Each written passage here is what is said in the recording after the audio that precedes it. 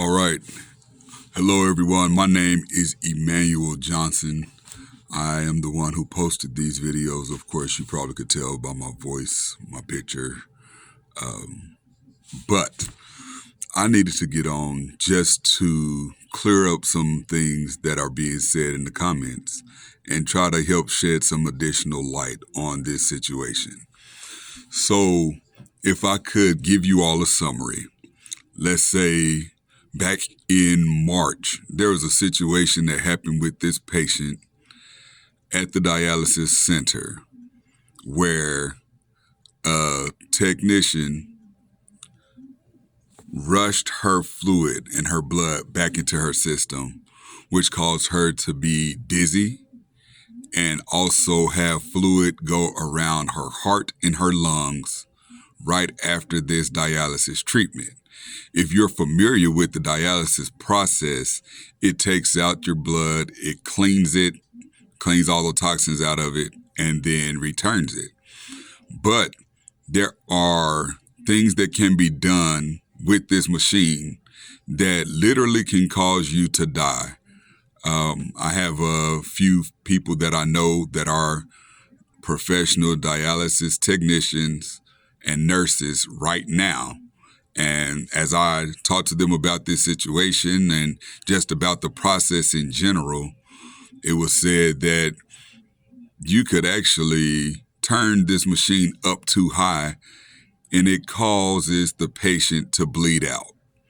It literally recalls the blood cells to burst, and then the patient will bleed out from their eyes, from their nose, and other orifices on their body, which gets pretty gross. He said he's seen that happen himself multiple times. So with that being said, as I stated back in March, this happened with this patient to where fluid went around her heart and her lungs right after dialysis. She felt dizzy, she felt faintish, and had to be taken to the hospital. And the fluid around her heart and lungs was confirmed by X-ray from the doctor. After that, she went back for treatment on a different day, trying to get everything resolved through calm means, just talking with the facility manager, or as it stated, the FA, that currently was working. Her name was Jamie. Trying to get things settled with Jamie, and there was no resolution. It was ignored. So then you fast forward to June, and in June, first, let's back up. There's a technician you see in this video who hands Reese, the pregnant nurse, a pair of scissors and says, just cut her line so we could be done with her, or something to that effect. That is the nurse who returned the fluid back too fast that caused her to go into the hospital in May. Okay, fast forward to June, you see this nurse, she has like pinkish or reddish color braids and a green smock top on. That's the one who in June tried to fight the patient on the floor and had to be held back by another staff. The normal nurse that would be over the floor was not there. There was another nurse working who this was his first time working at the facility. Of course, I have this information because I went, talked to people, or was nearby when these things happened. So some of them are some of the information I have firsthand, okay, or talk to people that were involved. So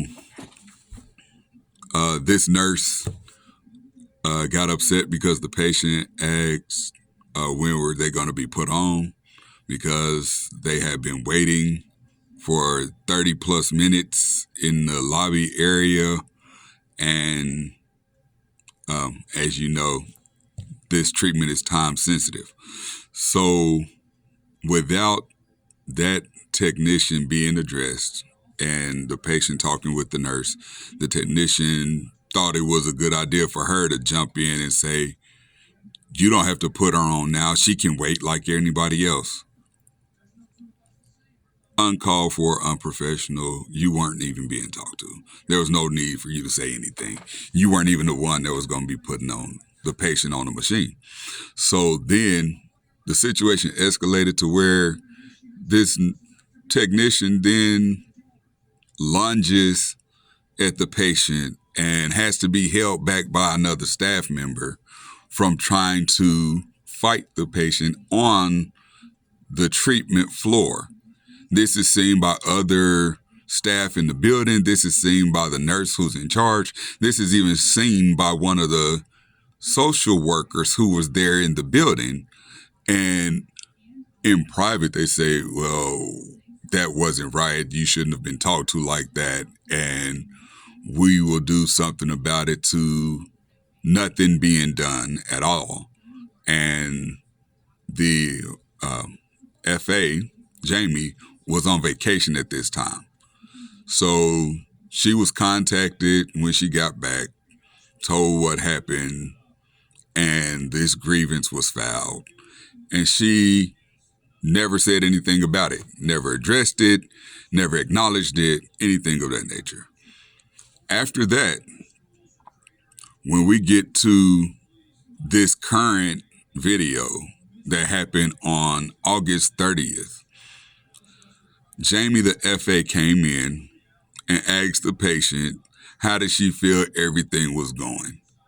Now, the patient has been switched from their original times and shifts because of the tech who tried to fight her, and another patient that was on the floor who that tech went over and talked to about this situation, which should not be. The other patients had nothing to do with it. They weren't involved. So talking about anything related to gossip falls under, according to HIPAA's website, that falls under a HIPAA violation. Gossip, slander, anything given about the patient's medical treatment or information to people who are not involved in the care, which another patient is not involved in the care, is a HIPAA violation. So with that being said, this patient then starts making comments and yelling at the patient in our videos that we're discussing. So that causes another issue. So then the patient is removed off of those shifts because now the antagonist patient is claiming that she feels threatened because she jumped into a conversation she wasn't a part of and started making comments about our patients' family members, other relatives, and all kinds of nonsense that could have been avoided if the tech would have just did her job instead of going and running her mouth. So when the FA comes and says, how do you think everything is going, after not addressing any of the stuff we just talked about, the patient says, not good. I filed this grievance and I've not heard anything from you about it. So no, I don't feel good about it. I don't feel comfortable with what's going on.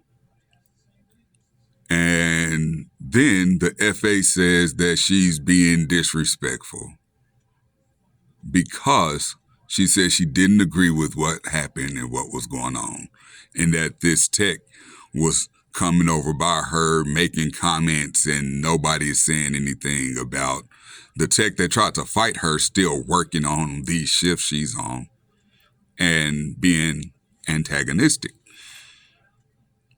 From that, the FA and other staff went around trying to coerce the patients who was there on the floor to say that our patient in the video was being disruptive and disturbing them. If the patient felt like they were being disturbed, I'm sure they know how to say something themselves.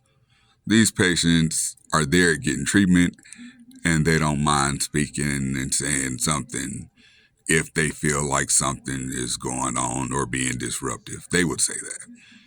Furthermore, for everybody who says that the patient assaulted the staff, if that was the case, with the officers being there, don't you think that the officers would have arrested, stated, gave a citation or something, anything saying that the patient's behavior wasn't right and that she assaulted this nurse and they could press charges? Even the staff claimed that they were going to press charges. And when I went to the police station to check out the facts of this, there has been no charges pressed. But what has been done by this company is they have now put something in the patient's file that negatively affects her being able to get into any other clinic because they claim she assaulted staff multiple times. Not the case, no documentation on it, no evidence of it, and that prevents her from being able to go to another clinic, which means, in the most simplest terms I can put it in, she's been blackballed in the dialysis community, can't go to any other clinic, has to go to the hospital to receive treatment, and if this treatment is life-saving, which dialysis is, and we know that to be the case, it cleans and purifies the blood and reduces fluid overload. A patient who needs dialysis and don't have it takes the risk of being killed or die from toxic overload in their body from toxins being in their blood, or with fluid overload, takes the chance on literally drowning from the weight of the fluid pressing on their organs and causing them to have the same effect as if they literally drown. With that,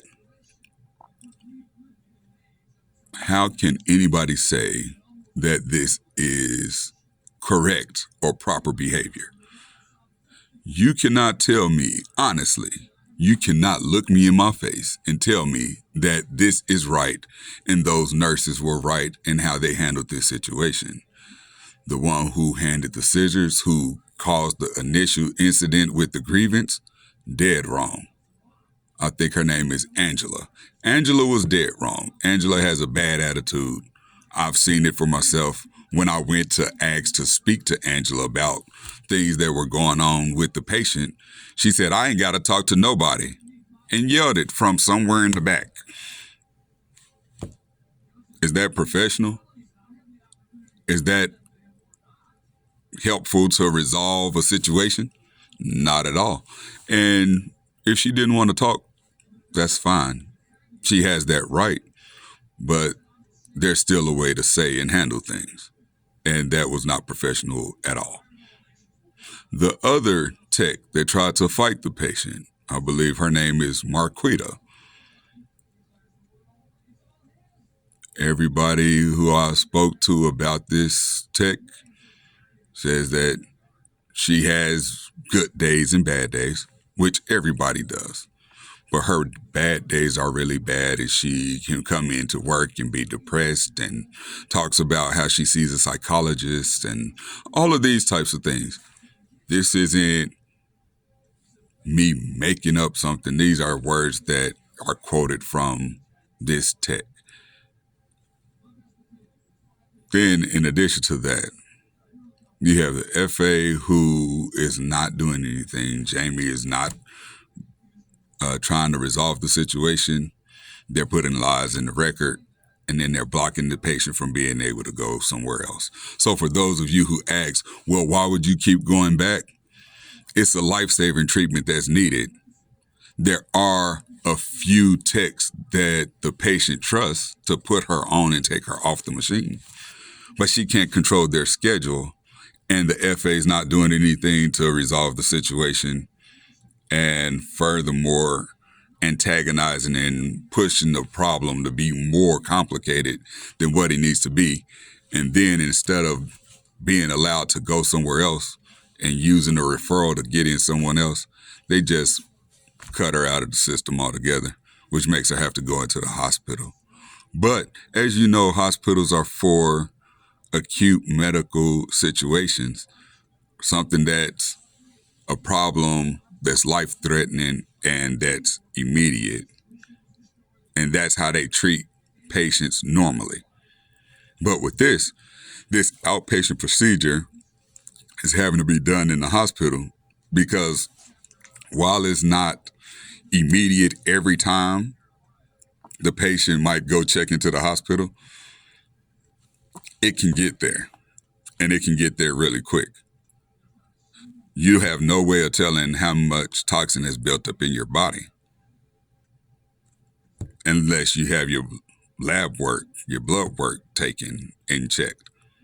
You have no way of saying this fluid I'm retaining is in this portion of my body or not affecting this other portion unless you go in and have an x-ray done and they're able to see, they're able to look at you, they're able to listen to you. All of this, all of it, even if you want to say that the patient could have handled it different, you can say that, but I highly doubt that you would patiently deal with somebody who you feel is trying to do things that are detrimental to your health and your life. Y'all can cut that. That's foolishness. If I pulled a weapon on you and threatened your life, you're not going to say, "Oh, please, sir, put that away. We don't need to do this." You're going to try to defend yourself any and every way you can. So stop the nonsense. Outside of that, we need something done. This woman needs her treatments. So regardless of how the nurse feel, regardless of how the FA feel, regardless of anything else anybody else feel, bottom line, if she can't get treatment there, she don't want treatment there, you don't want her there. That's something y'all agreed on. Let's find a solution. Find this woman a place to get her treatment. Not just say, "Oh, well, she shouldn't have act like that. She shouldn't have act like that. The nurses were right." Y'all kill me. It's like y'all listen to and believe anything you hear, and nobody ever lies or nobody ever tries to tell a story to make it favorable in their situation. You saw the video for yourself. It wasn't something that was filmed personally by me. It's not something that was filmed personally by the patient. It's body cam footage from the officers that were called. And you hear and see in segments through all the 4 videos, things that were said, suggested, done from the beginning to the end. Now, you have video 1, which shows when the officers get there, and you see how the patient is acting. You have video 2, which shows you some of the interaction from the staff and the patient and the officers. You have 2B, which is longer because that shows from the beginning of where video 2 cuts and splits all the way to the end of that segment. What happened? How the patient acted, the conflict and communication with the officers and the staff, them saying she was able to finish her treatment, but then coming over and stopping her treatment. All of that. And then you have video 3, which shows how it ended. The patient being disconnected and leaving, and then making sure that one of her friends, who was another patient who was there, had a ride home. Not being disruptive, not cursing anybody out, not yelling at anybody or anything like that. Checking to make sure another patient had a ride home. And then leaving. And then the whole statement about, "Oh, hurry up and lock the door." Why? She wasn't coming back in. She got in her vehicle and pulled off. That's like extra foolishness. Extra. Real extra. Unnecessary. So, if anybody has any other questions, feel free to comment on this video. And if it's something that deserves a legitimate response, not statements about random foolishness, I'll respond. My contact is on here, right? You can reach me. Go ahead and ask your questions. I don't mind answering anything. But what I want is a solution to the problem. The patient to be able to get into a facility. Last thing I'm going to say. The Vita dialysis centers are notorious. This location and then some other locations around the country for not having the best staff and not providing the best care. Right now, or recently, I found out that there is a nurse that works for the Vita in Pittsburgh who has 17 murder charges that's been brought against her and 19 other charges related to miscare for patients or medical malpractice. At the DeVita Clinic, as I begin to ask questions and look for other patients that I know who used to be there, notice I said used to be, I found out that about 6 patients have died between March of this year and August. Some of them young, some of them I've witnessed being mistreated. And these videos are to just shed light on the mistreatment of these patients. They don't need the extra stress. They need problems. They need resolution. They need help. They need their treatment. They don't need people coming in and acting foolish with them or trying to fight them or mistreating them or telling them they can't eat something when they know they're diabetic and their blood sugar can drop very low. All of this stuff is known because you're the nurse taking care of the patient. Somebody said that the patient in the video needed to put her big girl panties on and act like a grown-up. I say anybody involved in the situation needs to act like a grown-up, including the staff, and quit being malicious in your actions and just do what's right for the patient. That's the oath you took as a nurse. That's the vow you took when you decided you wanted to work with taking care of humans and protecting human life. If you don't like your job, go find something else to do. Don't play with people's lives. That's it for me. Y'all have a good one. Ask your questions. I'll get to them as soon as I can.